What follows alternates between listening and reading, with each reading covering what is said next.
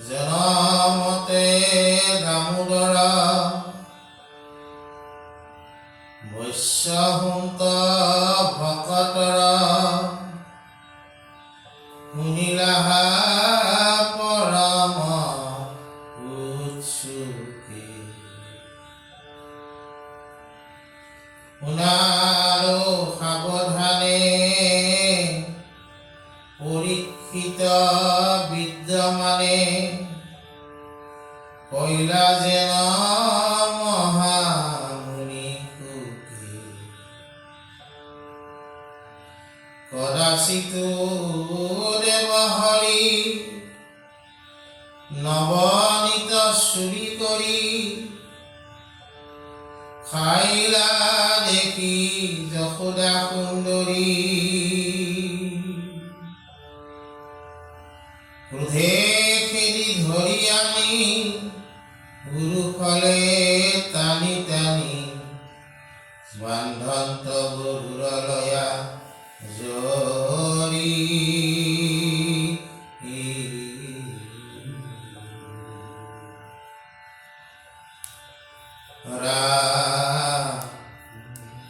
অনন্ত ব্ৰহ্মাণ্ডপতি বাহিৰে ভিতৰে অতি নাহি পূৰ্বা পৰয়াদি অন্ত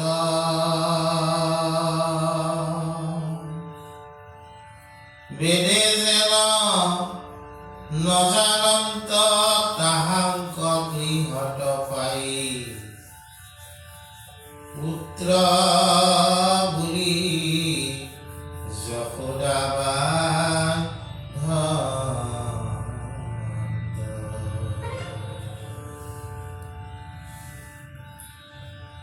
এৰাম ফুকাৰন্ত শান্ত পাই গোৰে ঘাম বহি যাই খকিয়া সোপাৰ পৰে ফুলা মাতৃৰ দেখিয়া শ্ৰম কৃপাই বন্ধন পাছে লৈলা জগতৰ আদি মূলা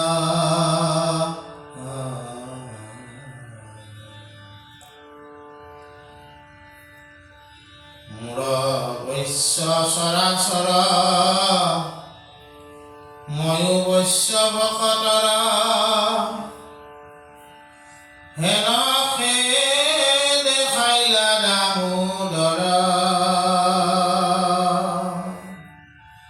তথাপি কৃষ্ণ কয়ে আনক ভজিয়া মৰে কিনো লোকৰ ধম পা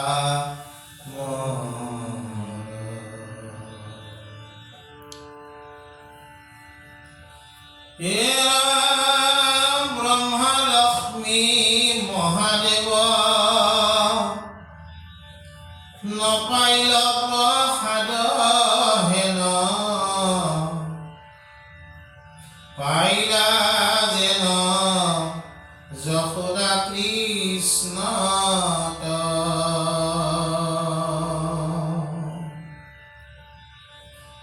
ভকতে কুলভে পাৱে ইটো গোপিকাৰ পোক নপাৱয় জ্ঞানী কৰ্মী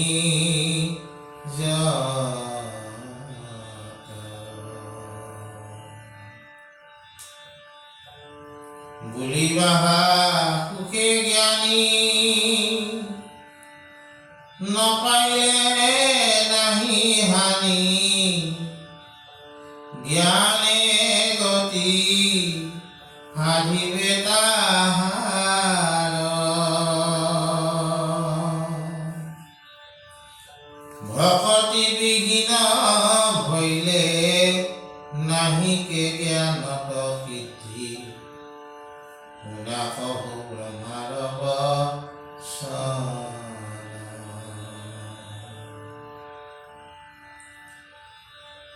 কৰন্তে নাহিকে দুখ মিলাৱে মুকুতি সুখ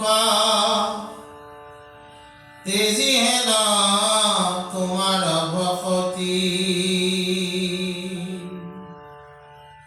কেৱলে বুধৰ অৰ্থে ধ্যান ধাৰণাই আদি বহুবিধ সমেশৰে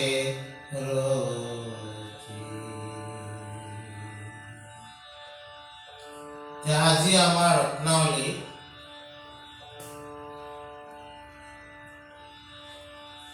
ইয়াতে কোৱা হৈছে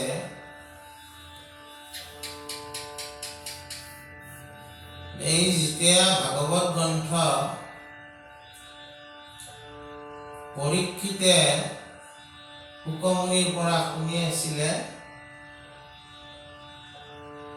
শুকমুনিয়ে কৈছে এই ভক্ত বা ভক্তিৰ মহিমা ইয়াত এটা সুন্দৰ উদাহৰণ বা উপমা দাঙি ধৰিছে সেইটো হ'ল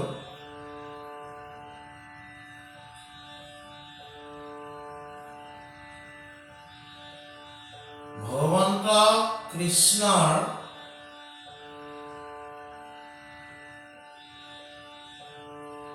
শিশুলীলা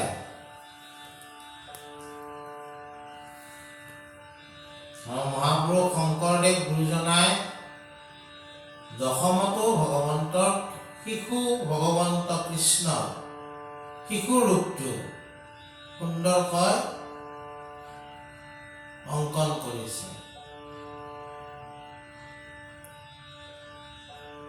আৰু দশমখন শংকৰদেৱৰ বৰ প্ৰিয় আছিলে এইকাৰণে যে তাতে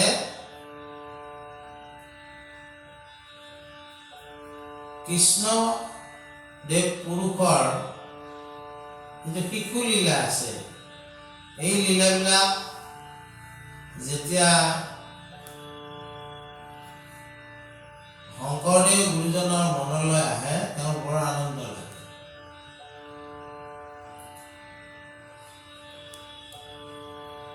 বৰগীতত মাধৱদেৱ পুৰুষে এই ভগৱন্তৰ শিশু লীলাবিলাক খুব সুন্দৰকৈ উপস্থাপন কৰিছে।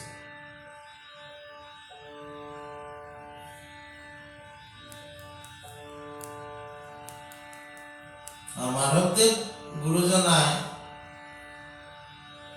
ঝুমুৰাবিলাকতো ভগৱন্তৰ এই শিশু লীলা খুব সুন্দৰকৈ উপস্থাপন কৰিছে।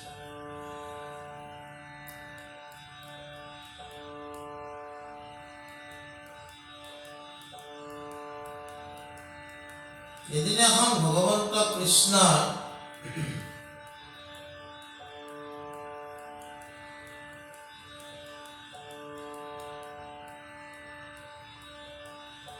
যশোদাৰ অন পান কৰিবলৈ ইচ্ছা কৰিলে।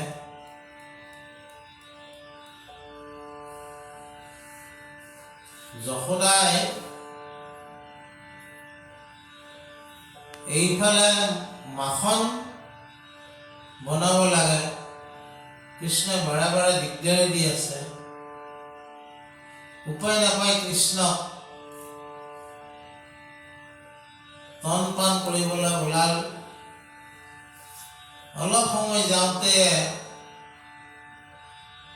এজনী গোপীয়ে আহি, মানে গোৱাৰী গোপী, যশোদাক খবৰ দিলে যে তুমি গাখীৰ বহাই আহিছে নেকি? গাখীৰ উতলি পৰি যাব ওলাইছে। তেতিয়া দৌৰা দৌৰি কৰি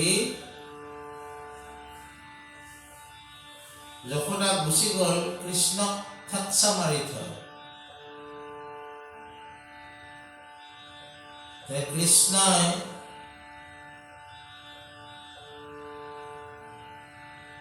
ভাবিলে যে আমি কোটি ব্ৰহ্মাণ্ডৰ নায়ক,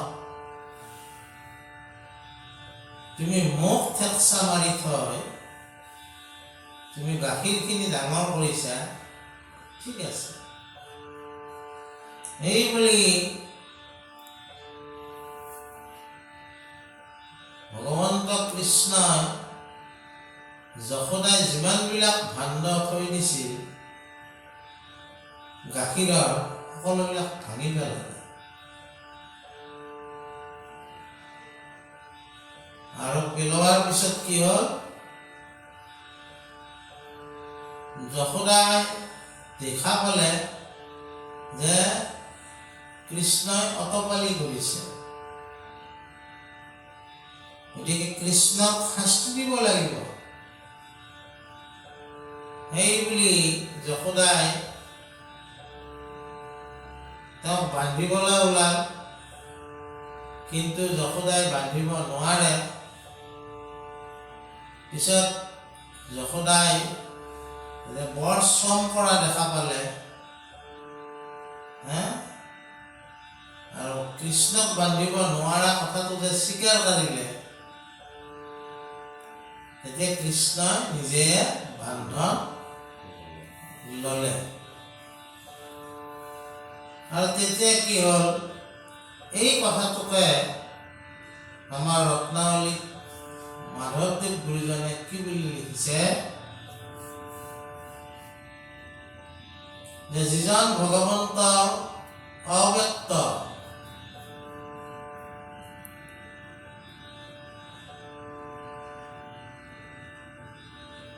তৰ্কৰ অগোচৰ, ব্যাখ্যাতীত,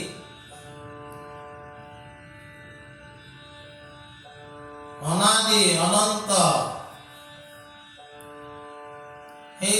ভগৱন্ত সাধাৰণ গোৱালিনী এজনে বান্ধিব পাৰিছে। কি কাৰণত? যে ভগৱন্তই যশোদাকো তেওঁৰ ভকত হিচাপে গ্ৰহণ কৰিছে।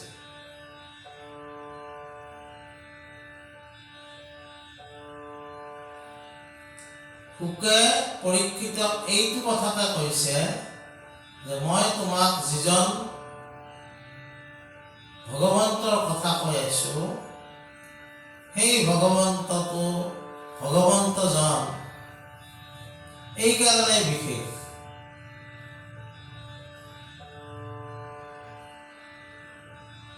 যিজনৰ কথা কোনেও কৈ শেষ কৰিব নোৱাৰে, বেদেও সকলো মহিমা তেওঁ নাজানে, তৰ্কৰো তেওঁ অগোচৰ, ব্যাখ্যাৰো তেওঁ অতীত, সেইজন ভগৱন্তক সাধাৰণ গোৱাৰী এজনে বান্ধিব পাৰিছে। কি কাৰণত? মই যিজন ভগৱন্তৰ কথা তোমাক কৈ আছো, কৃষ্ণ ভগৱন্তৰ, তেওঁতো বিশেষ গুণ। তেওঁ ভকতৰ বৈশ্যতা স্বীকাৰ কৰিবলৈও তাত নাপায়।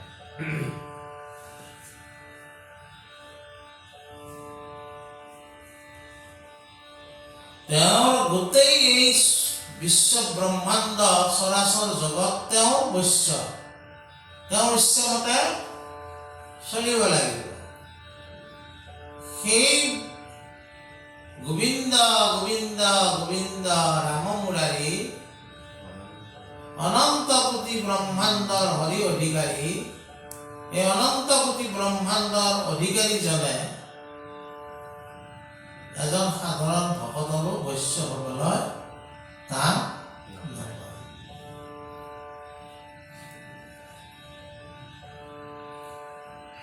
গতিকে আমাক কোৱা হৈছে যে তেনেকুৱা ভগৱন্তক ভজিবা এৰি আনক ভজনা কৰাটো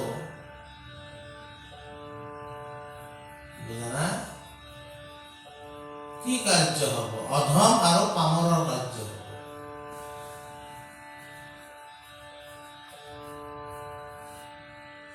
কাৰণ যত চৰাচৰ তেওঁৰে অধীনত, ব্ৰহ্মা লক্ষ্মী মহাদেৱকে আদি কৰি সকলো দেৱতাই যিজনৰ চৰণ তলত থাকিব বিচাৰে, সেই ভগৱন্ত কৃষ্ণক আমি ভজনা কৰিব লাগে। আৰু ৰত্নাৱলীয়ে কি কৈছে যে সেই ভগৱন্তজনক ভজাটো বৰ কিন্তু ডাঙৰ কাম নহয়। তেওঁক ভজনা কৰাটো একেবাৰে সুলভ কৰ্ম। তেওঁক পাব পৰা কথাটো একেবাৰে সুলভ। তেওঁ সকলোৱে পাইছে যোনে তেওঁক একান্ত মনে ভজনা কৰিছে। তেওঁৰ লগত কোনো গিভ এণ্ড টেক পলিচি নাই। তুমি একো দিব নালাগে, তেওঁ একো নলয়। বুজা নাই? আৰু বহু বস্তু থাকিলে অহংকাৰ যদি থাকে, তেওঁৰ পৰাতো একোৱে নলয়।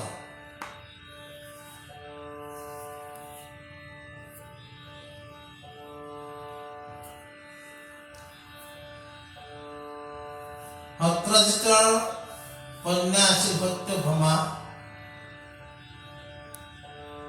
তেওঁৰ যেতিয়া ভগৱন্ত কৃষ্ণক বিয়া দিছিল,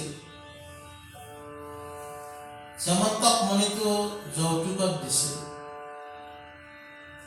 আঠভাৰ সোণ শ্যামন্তক মণিটো দৈনিক দিয়ে। গতিকে কিমান সোণ তেওঁলোকৰ জমা হ'ব।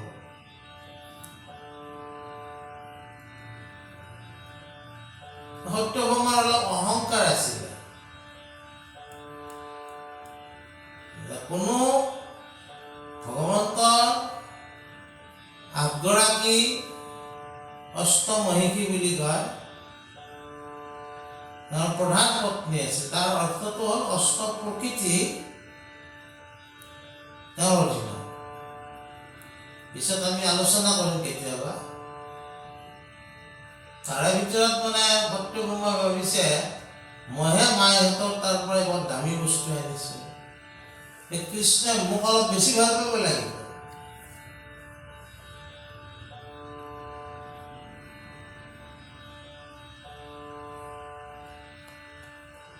কি কৰিলে তেওঁ? কৃষ্ণৰ ওজনৰ তুলা দান কৰিব বিচাৰিলে। নাৰদ মুনি আছিল। একফালে কৃষ্ণ বহিছে তুলাচিনী আৰু সোণা দি আছে, নাই দাঙিব পৰা নাই। ঘৰৰ পৰা যিমান সোণা আছে চববিলাক লৈ আহিলে, নাই দাঙিব পৰা নাই। তাৰপিছত ভগৱন্ত কৃষ্ণ ৰুক্মিণী নামৰ মহিয়সীজনীয়ে আহি সাধাৰণ এটা তুলসী পাত দিলে আগফালে। তেতিয়া কৃষ্ণ দাঙি গ'ল। সুকে সেইজন ভগৱন্তৰ কথা পৰীক্ষিত হৈ আছে।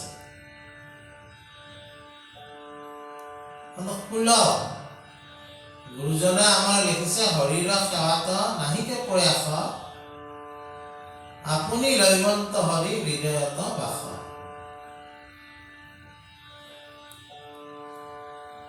তেওঁ ভাল পোৱা কথাবিলাক কি? তেওঁৰ গুণানু চৰিত্ৰ আমি যদি শ্ৰৱণ কীৰ্তন কৰোঁ, বৈকুণ্ঠক পৰিহাৰ কৰি সেই ঠাইত তেওঁ বিৰাজমান হৈ থাকে। নামঘোষাত ধুনীয়াকৈ মাধৱদেৱ গুৰুজনে লিখিছে, একান্ত ভকত সবে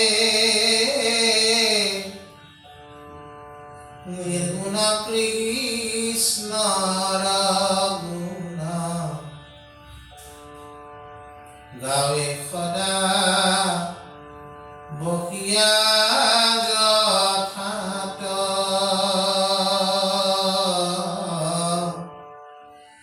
বৈকুণ্ঠ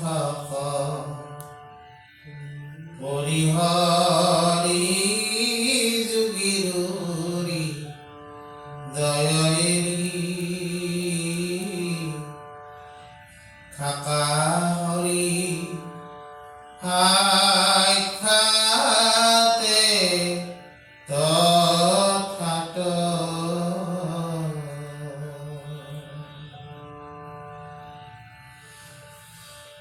যিজনে ভগৱন্তক চিন্তা কৰে, যি ভক্তসকলৰ এজনে মাত্ৰ স্বামী, যি ভক্তসকলে ভগৱন্তৰ পৰাই একো নিবিচাৰি মাত্ৰ তেওঁৰ গুণ চৰিত্ৰত শ্ৰৱণ কীৰ্তন স্মৰণ কৰে, তেনেকুৱা নিষ্কাম ভকতৰ য'তে কীৰ্তন কৰে তাতে মই উপস্থিত হ'বলৈ বাধ্য হওঁ। মই বৈকুণ্ঠৰ সুখো ত্যাগ কৰি আহোঁ। যোগীসকলেও মোক হৃদয়ত ৰাখিব নোৱাৰে। ভকতিৰ বৈশ্য হয় মই তাতে ভকতৰ মাজত থাকিব লাগে।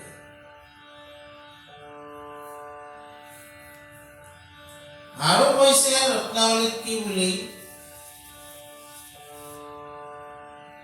যে আমাৰ যিটো জ্ঞানপন্থ আছে, যিটো আমাৰ কৰ্মপন্থ আছে,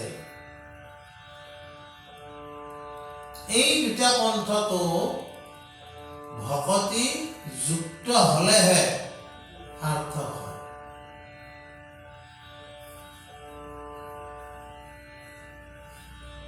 যদি জ্ঞানপন্থৰ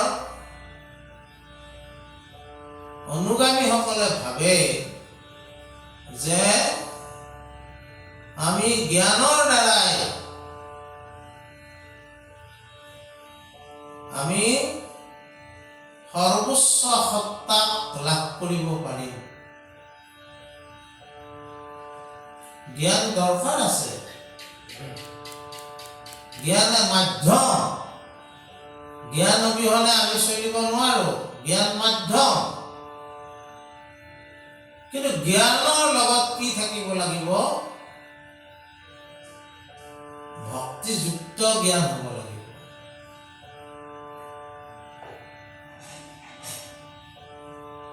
ভক্তি জ্ঞানৰ লগত যদি ভক্তিযুক্ত হয়, সেই জ্ঞান কি হ'ব? সবিনয় জ্ঞান হ'ব। সেই জ্ঞান কুশল জ্ঞান হ'ব। সেই জ্ঞান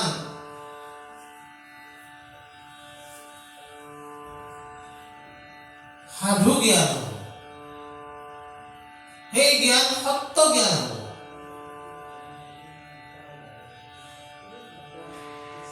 আৰু যদি জ্ঞানৰ লগত ভক্তিযুক্ত নহয়, তেনেহলে সেই জ্ঞান অহং জ্ঞান হ'ব পাৰে, অহংকাৰযুক্ত হ'ব পাৰে। অহংকাৰযুক্ত হলে তামসিক জ্ঞানো হ'ব পাৰে, ৰাজসিক জ্ঞানো হ'ব পাৰে। তামসিক ৰাজসিক জ্ঞানৰ দ্বাৰাই সৰ্বোচ্চ সত্য লাভ কৰাটো অসম্ভৱ। সত্যগুণ আহিব লাগিব। সত্যগুণ কেতিয়া আহিব? যেতিয়া ভক্তিযুক্ত হ'ব। দ্বিতীয়তে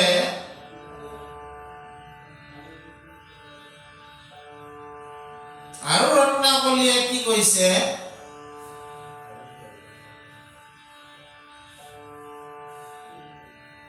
যে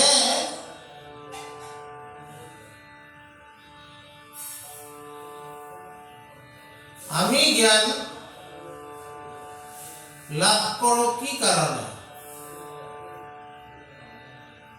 আমি যে জীৱনত জ্ঞান অৰ্জন কৰিব লাগে,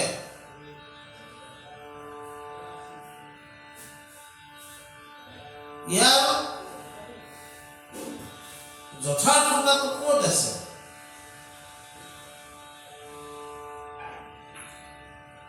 তোমাৰ জ্ঞানে জগতৰ মংগল সাধন কৰিব লাগিব।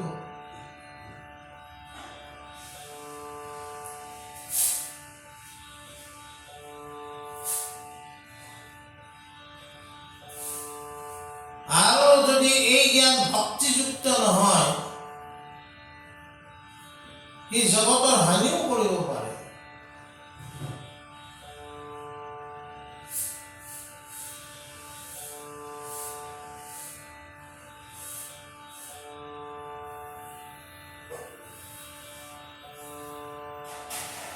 ইউৰেনিয়াম বোলা যিটো ধাতু আছে, তেজস্ক্ৰিয় ধাতু, পৰমাণু বোমাত ব্যৱহাৰ কৰা হয়।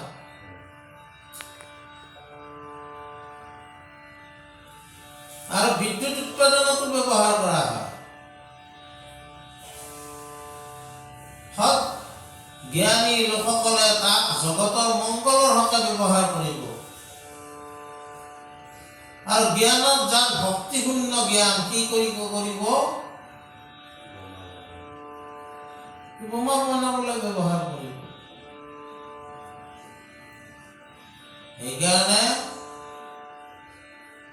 দেশৰ স্বাৰ্থত যদিও পৰমাণু বোমা তৈয়াৰ কৰা হয়, কিন্তু সেয়াৰ তাৰ নিয়ন্ত্ৰণটো কিন্তু সকলোৰে হাতত নাথাকে।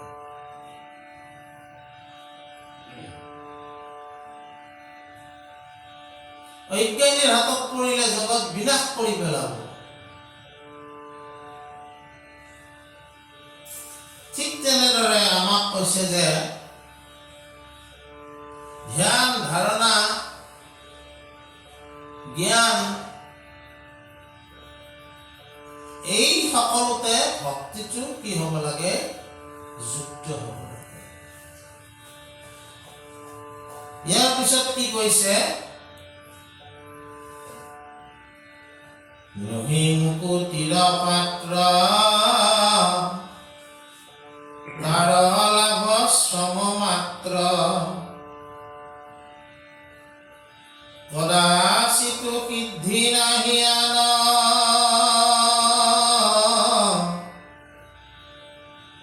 অল্প বুলি ধান এৰি কন্দুলক আশা কৰি যেন মৰে বাহনি পতান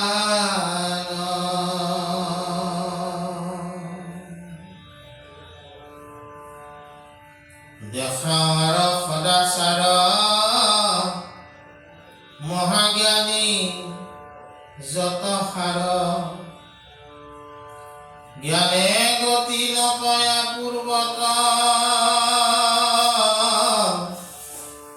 পাছে যুগ ধ্যান এৰি তোমাক অৰ্পণা কৰি লৌকিক বদিক ধৰ্ম যত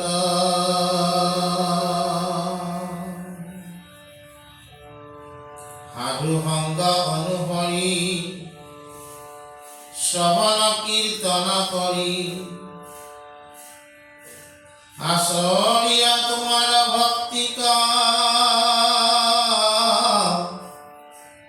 তজু সেৱা প্ৰসাদত জানি আপোনাৰ তত্ত্ব সুখে পাইলা পৰম গতিক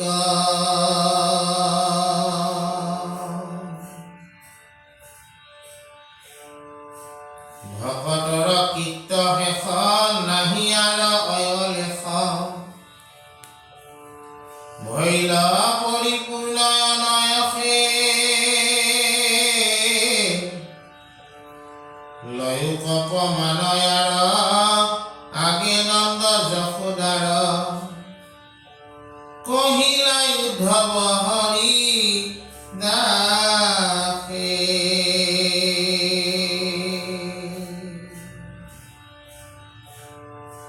জগত কাৰণ যিটো নিখিল জীৱৰ আত্মা নাৰায়ণ পৰম পুৰুষ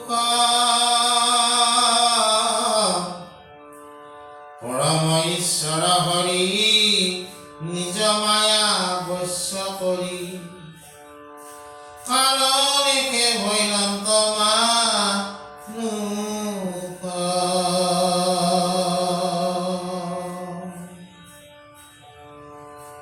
তাহান্ত ভকতি নিতে কৰা হয় একান্ত চিত্তে বাঢ়িবে কৃষ্ণ তদুইৰো স্নেহ দুহান কৰ্তব্য আৰ জানা নাহি সাৰে সাৰ নকৰিবা ইহাত সন্দেহ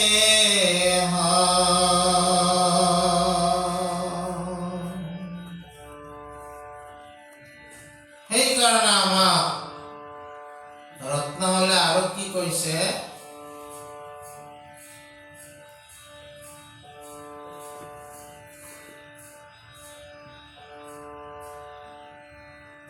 যে আমি যদি আমি কৃষি কৰোঁ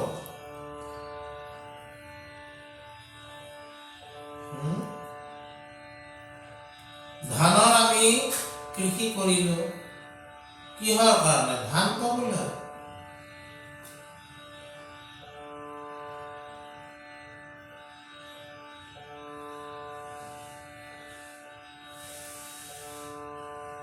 যিটো ধানৰ ভিতৰত চাউলটো থাকে, সেইটো আমাক দৰকাৰ আছে। আৰু চাউল নথকা ধানটোক কি বুলি কয়? পতান বুলি কয়।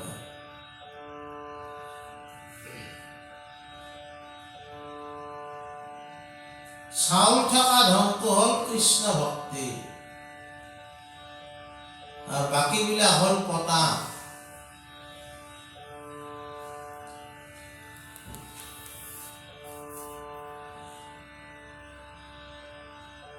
কেতিয়াবা কি হয়, কৃষি কাৰ্যত ধান কমকে পৰে, পতান বেছিকে পৰে।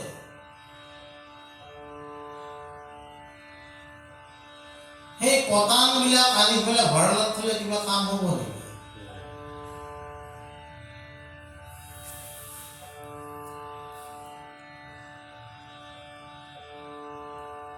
আজি আমাক ৰত্নাৱলীয়ে কি কৈছে? জ্ঞান,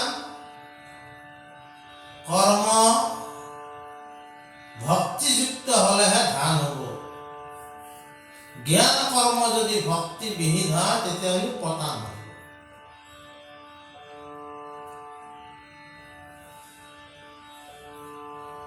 সত্য যুগত ধ্যান কৰিলে ঈশ্বৰক,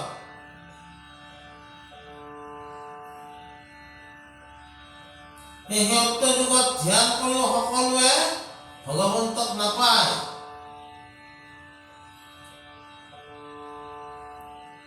পূৰ্ণব্ৰহ্ম ভগৱন্ত কৃষ্ণ যেতিয়া দাপৰত ৰাসলীলা কৰিছিলে, তেতিয়া সত্য যুগত ধ্যানত নপোৱা ঋষিসকলে তেওঁৰ লগত গোপী হৈ নাচ বাগ কৰি কৃষ্ণ গীত গাই কৃষ্ণৰ লগত নাচি বাগি একত্ৰ হ'ব পাৰিছিল।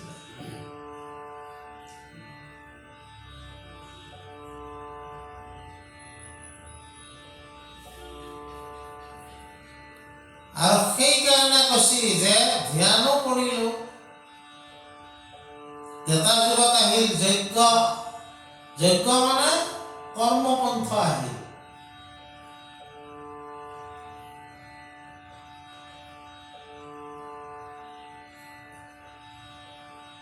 কৰ্মপন্থ আহিল,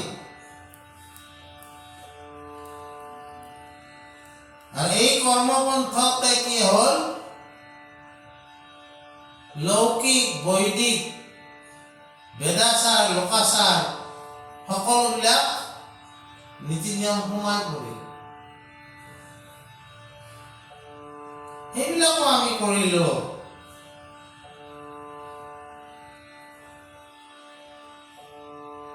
তাৰপিছত আমি দাপৰ যুগত পূজাও কৰিলো, আবাহন, বিসৰ্জন এইবিলাকো কৰিলো।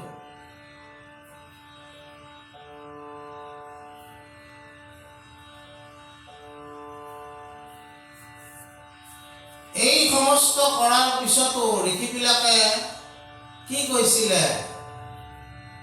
যে হোমৰ ধোঁৱাৰ বৰণে আমাক ধোঁৱা কৰণীয়া কৰিলে, কিন্তু যিটো পাবলৈ আমি বিচাৰি আছো সেইটো কিন্তু এতিয়াও পোৱা নাই। আজি তুমি আমাক সেই ভগৱন্ত কৃষ্ণৰ কীৰ্তন আমাৰ আগত কৰিব লাগে, ভক্তি ধৰ্মৰ বিষয়ে আমাক ক'ব লাগে। ভাগৱতত এইটো কৈছে শৌনক আদি ঋষিয়ে সুতক।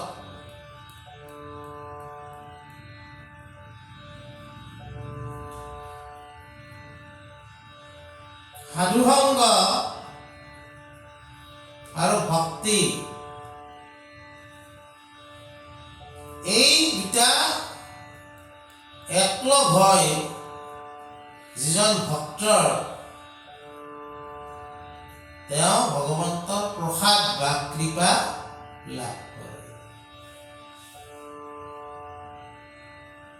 আৰু ভগৱন্তৰ কৃপা হলে তেওঁ পৰম গতিও লাভ কৰিব পাৰে।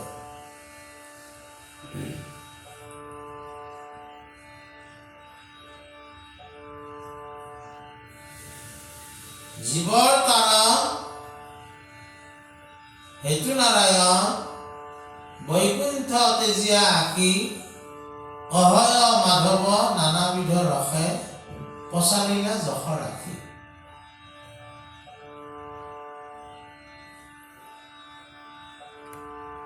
সকলো জীৱৰ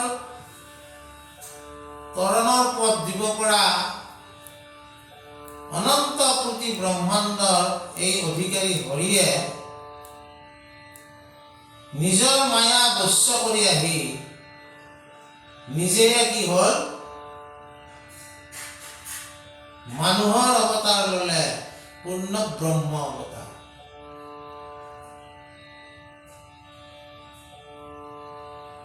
সেইজনৰ নাম ভগৱান কৃষ্ণ। আৰু সেই কৃষ্ণয়ে এই কলিৰ যুগত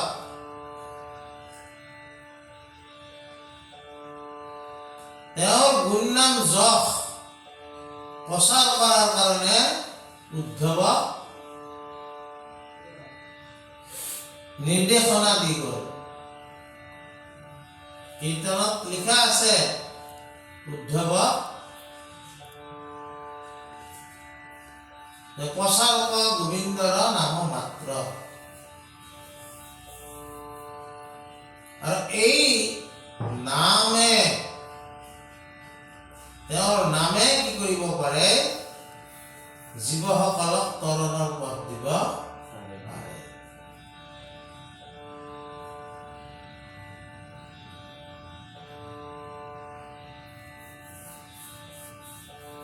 তাৰপিছত কি কৈছে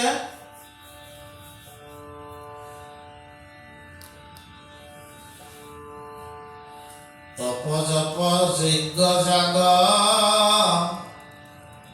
যুগ তীৰ্থ ব্ৰত দান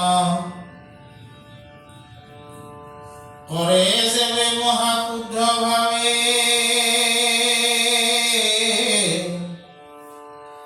তেবে কেকু দৃঢ় চিত্তে ভকতি কৰিতে পাৰে ঈশ্বৰ কৃষ্ণৰ দুই পাৱে।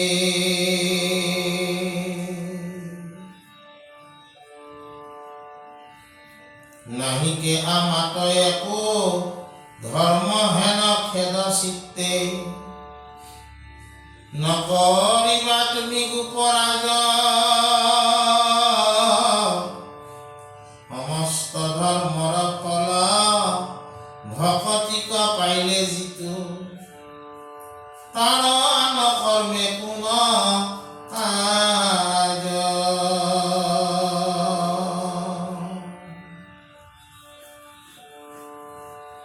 নন্দৰ আগত যত কহিলা উদ্ধৱে তাক হৰিয়াই মানে থওঁ বৰ্ণাইনন্ত আৰু যেন গোপীৰ ভকতি দেখি শুনিও কথাক কিছু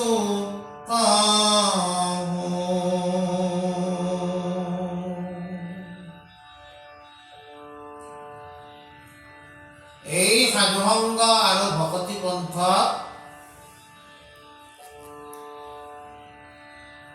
মানুহৰ পৰম কল্যাণ সাধন হয়।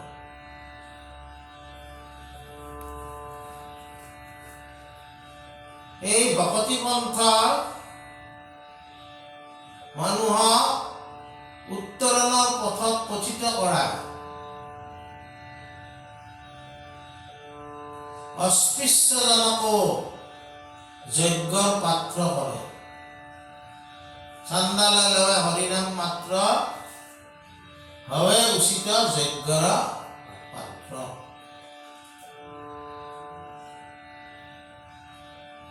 তপ জপ যাগ যজ্ঞ যুগ তীৰ্থ ব্ৰত এই সমস্ত শুদ্ধভাৱে কেতিয়া কৰিব পাৰিব যেতিয়া এইবিলাক ভকতিযুক্ত হ'ব। যদি ভকতিযুক্ত নহয় তেতিয়াহ'লে কি হ'ব তপ জপ যাগ যুগ হবে বিড়ম্বন কাৰণ কেৱল ভক্তিতে তুষ্ট হন্ত নাৰায়ণ। এই কৰ্মবিলাক অকৰ্ম বুলি কোৱা নাই, এইবিলাকো কৰ্ম। কিন্তু কেতিয়া ই কৰ্ম হ'ব? যেতিয়া ইয়াৰ ভক্তিৰ লগত জড়িত হ'ব।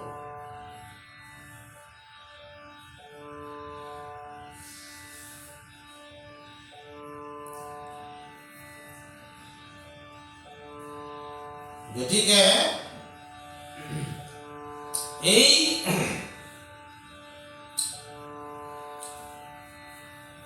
ভগৱন্ত কৃষ্ণ একমাত্ৰ ভকতিৰ দ্বাৰাহে তেওঁ প্ৰাৰ্থনা কৰিব পাৰি। তেওঁক আমি দিব পৰা বস্তু এই জগতত একো নাই।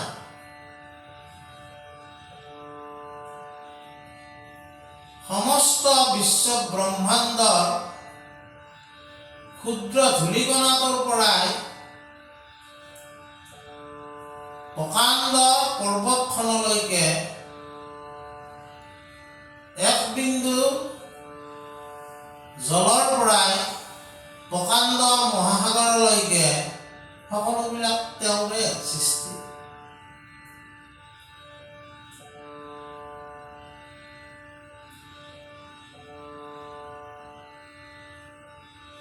কি দিম আমি তেওঁ?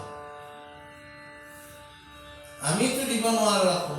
আমি দিব পৰা বস্তুটো হৈছে ভক্তি।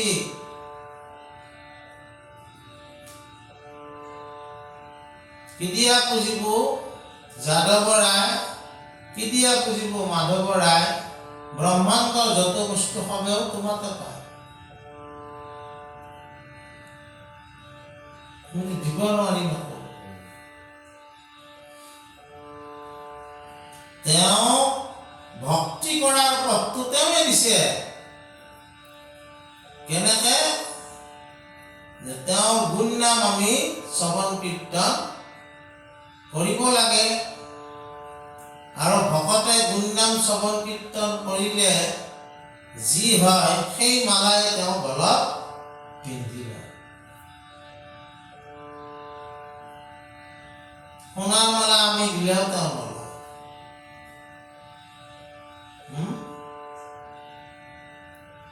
হীৰাৰ মালা দিলেও ন, হীৰাটো তেওঁৰে, তুমি ক'ৰ পৰা দিছা?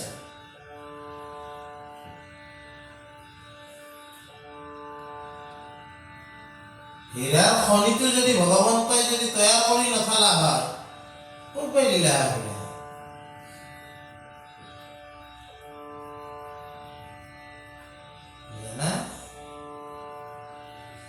এই কাৰণে এই কথাবিলাক, সেইকাৰণে আমাৰ গুৰুসকলে কৈছে, কহয় মাধৱ মায় কিনো তপসাইলা, ত্ৰিজগত পতি হৰি ৰাখোৱালা। কিনো তপ কৰিছিলে? যিজনক মহা ঋষি মহা সিদ্ধবিলাকে নাপায়।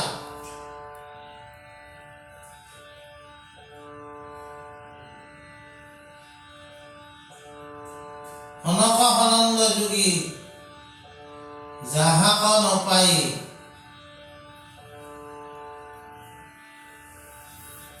সনক সনন্দ যোগী যাহাকো ধিয়াই, হৰি হৰি যাহাকো ধিয়াই। এইসকল যোগীসকলে তেওঁকে ধ্যান কৰি থাকে।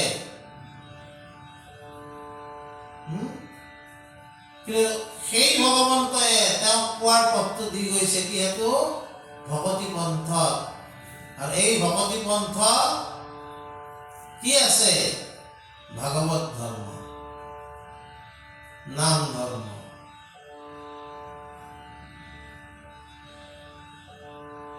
ভাগৱতত ইয়াৰ বিস্তাৰিত ৰূপত ইয়াক প্ৰকাশ কৰা হৈছে।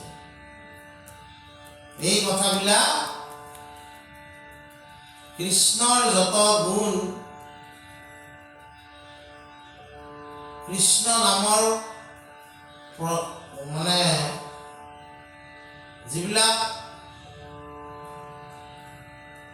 কৃষ্ণ নামৰ যিবিলাক প্ৰাধান্য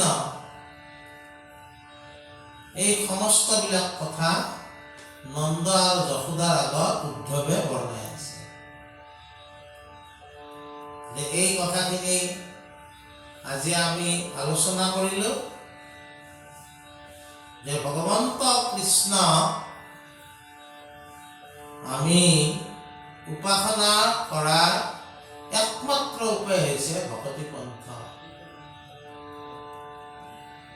তুমি জ্ঞান পন্থত থাকা কৰ্ম পন্থত থাকা কাৰণ পন্থটো যেহেতু আছে থাকিবই কিন্তু তাৰ লগত কিন্তু তুমি ভকতি পন্থটো যোগ কৰি ল'বা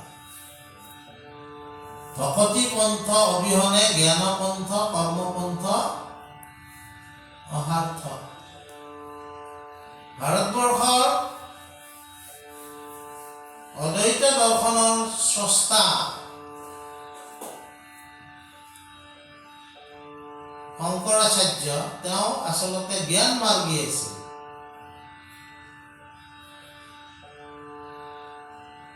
কিন্তু সেই শংকৰাচাৰ্য ভগৱন্ত গুণ নামৰ ভক্তি মাৰ্গটো আদৰি লৈছে তেওঁক কিন্তু জগতত জ্ঞান মাৰ্গী হিচাপেহে তেওঁক প্ৰচাৰ হয় শংকৰাচাৰ্য কোনটো পন্থৰ আছিল তেওঁক জ্ঞান পন্থৰ বুলি কয় তেওঁ যিবিলাক নীতি নিয়ম দি গৈছে সেইবিলাক সাধনা নকৰা মানুহে কৰিব নোৱাৰে কিন্তু তথাপি সেই শংকৰাচাৰ্যও আমি দেখিছো যে তেওঁ আজি 1200 বছৰ 1500 বছৰ আগতে ভজ গোবিন্দম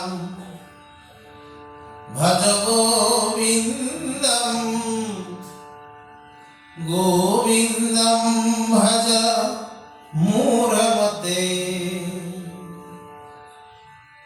এটো কিন্তু ভকতি পন্থৰ গীত ৰচনা কৰি গৈছে ইয়াৰ অৰ্থ কি হ'ল যে যদিও তেওঁ জ্ঞান মাৰ্গী জ্ঞান পন্থৰ আছিল তেওঁ কিন্তু ভক্তিৰ লগত যুক্ত কৰিহে সেই জ্ঞান মাৰ্গত চলিছিল সেই জ্ঞান ভকতিৰ সেই জ্ঞান ভকতিযুক্ত আছিল সেই জ্ঞান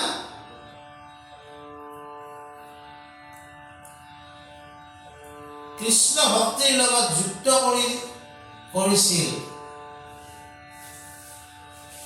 নহলে তেওঁ এই গীতটো কিয় লিখিলে এই গীতটো তেওঁ লিখা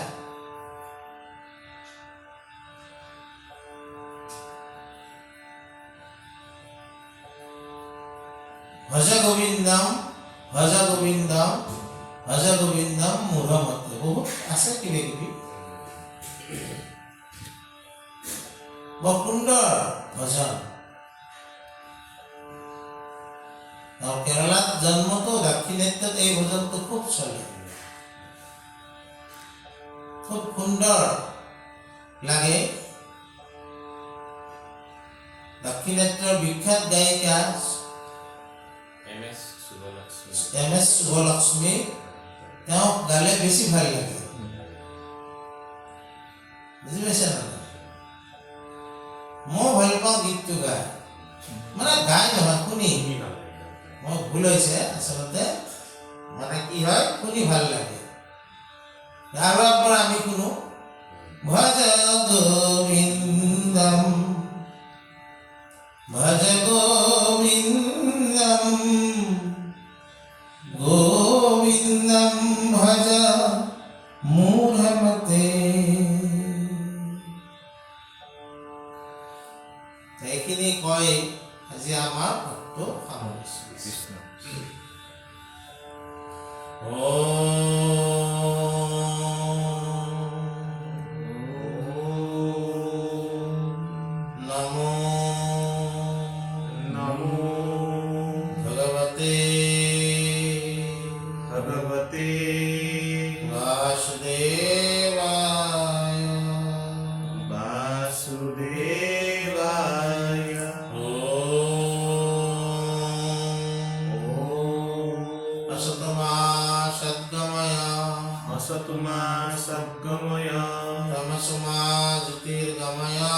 Tamasuma Jyotirgamaya মৃত্যুর্মৃত্যুর্গময় মৃত্যুর্মা অমৃতম গময় মৃত্যুর্মা অমৃতং গময় ওম শান্তি শান্তি শান্তি শান্তি শান্তি শান্তি কৃষ্ণ